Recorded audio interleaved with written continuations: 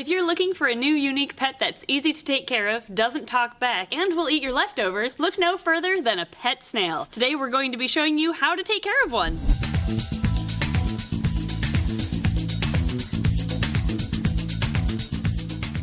This is a brown garden snail. They grow to about 1.5 inches long, so this is an adult. They are hermaphrodites, so they have both male and female reproductive organs, so they don't need another snail, even though sometimes they'll accept a partner in order to breed. They are land-dwelling, and they are considered an invasive pest in some areas, but they are awesome little pets if you're looking for a unique new family member. Today we are going to show you how to set up a suitable habitat for a pet snail. So we're snail discovery today? Today we are snail discovery. Your snail's enclosure can be something as simple as a plastic tote or as extravagant as a front opening enclosure. Today we are going to be using an Exoterra 18 by 18 by 12 inch enclosure. It is one of the front opening ones, as you can see here. There are two things you want to keep in mind though when you're picking out an enclosure, because you don't have to do one of these. One, you want to make sure it is an enclosure that has a lot of ventilation. Two, you want something that doesn't have a sliding lid, because if a snail is stuck to the underside of that lid, you're not going to be able to open it really without them getting jammed in the corner. So we recommend something that either has a lid that comes straight off, or like in today's case, a front opening enclosure. Size-wise, for an adult snail, they're pretty adventurous, so I'd recommend nothing smaller than a 5-gallon enclosure. It sounds pretty big for just a snail, but this is probably an equivalent of a 10 to 15-gallon enclosure, so this is pretty big. 5 gallons really isn't a ton of space on your shelf, and it'll allow them to stretch out and explore. The first thing we're going to need in this enclosure is substrate, of course, so for that we recommend using a tropical soil. We're going to use, you can use EcoEarth or really anything that's marketed as being reptile safe. This is a combination of EcoEarth along with some Biodude products, I think, or Biodude substrate. Looks like there's some cocoa fiber in there. It's a conglomerate of different tropical substrates that we actually used in our green tree python enclosure until Josh from the Biodude came up and redid the entire thing. So we're using these leftovers today because the snails won't care. As long as it's a tropical substrate that you can keep moist, it'll work great for a snail. The reason why I would actually recommend staying away from commercially sold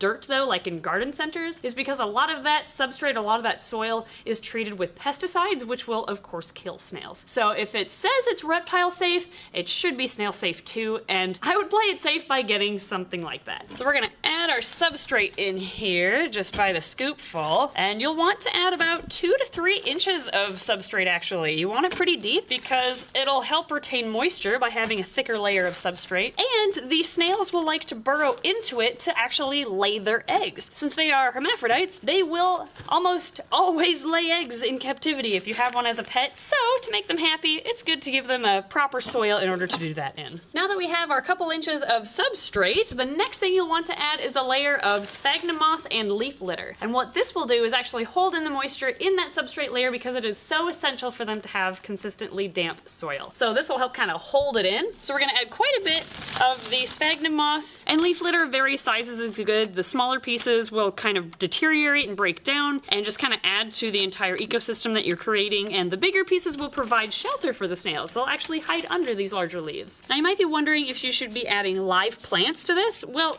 snails are herbivorous, so you could add live plants if you wanted, but they'll probably eat them, so you might want to stay away from live plants, unless you're okay with them eating them all. Okay, now we have their leaf litter layer, their sphagnum moss. We misted it all down so it's nice and moist, and now it's time to decorate their enclosure, which is my favorite part. It seems odd to provide a snail with enrichment because how intelligent can they really be? But like I said earlier, they're adventurous and they love to climb around and explore, so it's good to give them things to climb on basically. During the daytime, since they are mostly nocturnal actually, they will hide during the day, so it's good to give them some things to hide underneath, like cork bark here. This will work really well. You can give them actually just the leaves, like big leaves will work as hides, but you can get creative with this actually. If you're grabbing it from outside, make sure it's pesticide free because again, they are invertebrates and they're very sensitive to chemicals, and you might want to disinfect it at home before you use it as well. We actually have a video all about how to disinfect things like this. Even our snail that we had out earlier has tucked away because it's still daylight. It's too early. I don't want to get up yet. All right, we have some decor in here. I'm pretty excited with how this is looking so far. They have so many little nooks and crannies to explore. And the next thing would be a water dish, and then we'll go into food and feeding your pet snail. Just just like any other pet reptile or amphibian or invertebrate actually, you want to give them dechlorinated water. We recommend the Reptisafe brand. We use this for all of our reptiles, amphibians, and inverts. It only takes a few drops for a dish this small, so this bottle will last a very long time, and then it makes sure it's safe for your snail. Like that might be less than a drop. Yeah, this might be like a drop that we actually have to use. So we're just gonna nestle this in so it's easy for them to access. Perfect. And now let's talk about food. Garden snails are herbivores, or they are an herbivorous species of snail, so they eat fruits and veggies, and you can give them a variety of fruits and veggies to get them a variety of nutrients. Here we have some collard greens, we've got some sweet potato shreds, and I think a little chunk of romaine lettuce snuck in there too. Since produce, though, spoils pretty easily, we'd actually recommend feeding them using a dish so that you can easily remove it every day and just like clean the dish and refill it for the following day, and then you won't have leftover pieces of produce in your enclosure that are kind of breaking down and possibly attracting gnats or fruit flies, or fungus gnats, I should say. If, however, you want to include springtails in your enclosure, which aren't going to harm snails, springtails are really tiny little invertebrates that actually are in this one right now. They came in with the substrate that we just used, and they're detritivores, and they actually outcompete fungus gnats. So if you add springtails, you shouldn't have to worry about fungus gnats as much, especially when you're feeding produce on a daily basis. The one group of fruits to avoid would be citrus, because there is some thought that this is not very good for snails in the long term, but actually the easiest way we've found to feed them, and don't get me wrong, you can keep it as simple as feeding them the leftover produce in your fridge if you want. You don't have to go and buy something specifically for your pet snail, but we have found that the easiest way to feed them is to go into the freezer section of your local grocery store and find the riced vegetables. You can get riced cauliflower, riced broccoli, riced sweet potato, and quite a few others, and just take like a teaspoon of those riced veggies, put them in a little dish, let them thaw, and feed that every day. We found that by feeding these very small pieces of vegetables to the snails, they're able to grasp those pieces easier and then eat a little bit easier too. Yeah, we don't normally feed them actual salads like this. We're just out of the riced vegetables right now. Usually we feed them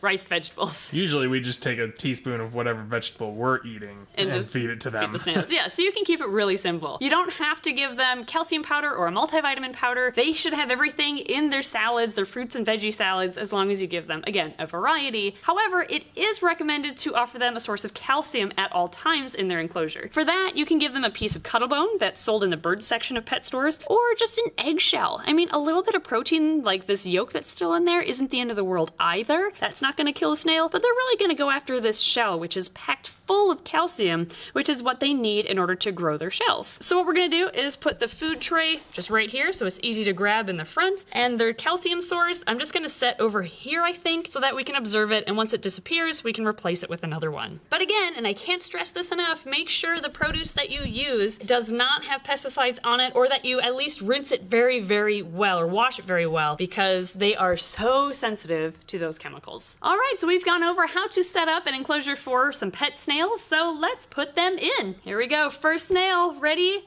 aim, and fire!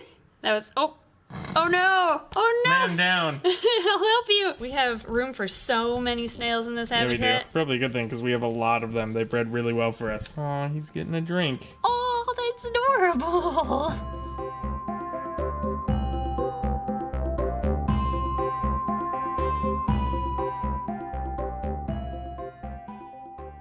Next, let's talk about heating, lighting, and humidity for pet snails. As far as heating goes, they actually do best at room temperature. You don't have to give them a supplemental heat source at all, as long as the room they're in stays at around 70 degrees, give or take about 5 degrees, I would say. For lighting, they don't need any special lighting either. They just need a regular day and night light cycle. So as long as they're in a room of your house where the lights go on during the day, or the sun can come in through the window during the day, and they have darkness at night, you're good to go. And then there is humidity, and basically just to keep that substrate moist, we recommend misting their enclosure every other day with dechlorinated water. You can mist the enclosure, the substrate, the decor, and the snails themselves. They will drink the water droplets from the sprayer, and they kind of absorb it into their skin too. So basically your only maintenance is going to be feeding them every day, misting them every other day, once a week wiping down the sides of their enclosure, because as they move around, they do leave behind slime trails. So if you want to easily view your snails, it's a good idea to wipe it down with dechlorinated water once a week just to kind of keep up with it. And finally, once a month we recommend changing their substrate, unless you have springtails, which will eat their feces or their poop, because snails, they poop a lot. They poop a lot more than you would think. If you don't want to add springtails or you can't get get any, just change their substrate once a month. All right, well, since Johnny and Tabitha have decided to join us, we'll talk about handling snails. Obviously, you can do it. They don't seem to mind handling. Just make sure you haven't put any chemicals like sunscreen or bug spray on your hands recently. Just rinse them off beforehand is a good idea. There's plenty of upsides. They don't bite, they don't smell. They might poop on you, I guess. They grind their teeth against your skin. Yeah, they have chitinous radula, which are their teeth that run on kind of a conveyor belt type form, and that's how they actually scrape off particles of food in order to eat. So you might feel a little bit of scraping on your hand if they're trying to taste you a little bit, but they're not really going to do anything damaging or hurtful at all. Unfortunately, they do leave behind a slime trail, as you can see right here. You'll probably want to wash your hands afterwards. But, I mean, that's just good practice. Yeah. Wash your hands after handling your animals, kids. And since people have asked me in the past, they do not move out of an old shell and into a new larger one when they outgrow one like hermit crabs do, but instead they actually grow their shell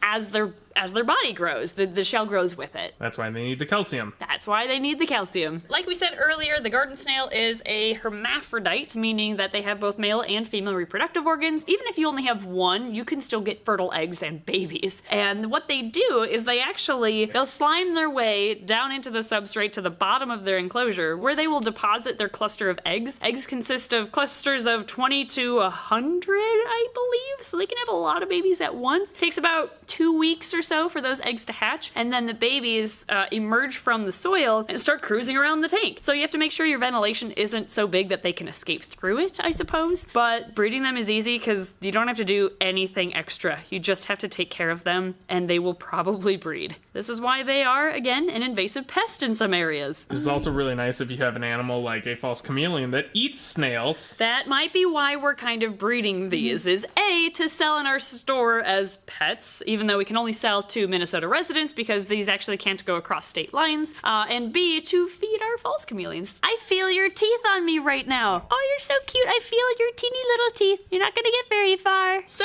that is how you take care of a pet garden snail. They are ridiculously easy, and you can get super elaborate with their enclosure like we did here, or you can keep it really simple. They can thrive in either type of environment. I hope you enjoyed today's video. I know it's been a while that we've been saying we'd come out with a snail care video, and we finally had time to do so. So I hope you all learned something new. As always, we want to thank our very generous Patreon backers, of course, and everybody for watching this video because you help us out too. Thanks for watching, and we'll see you next time.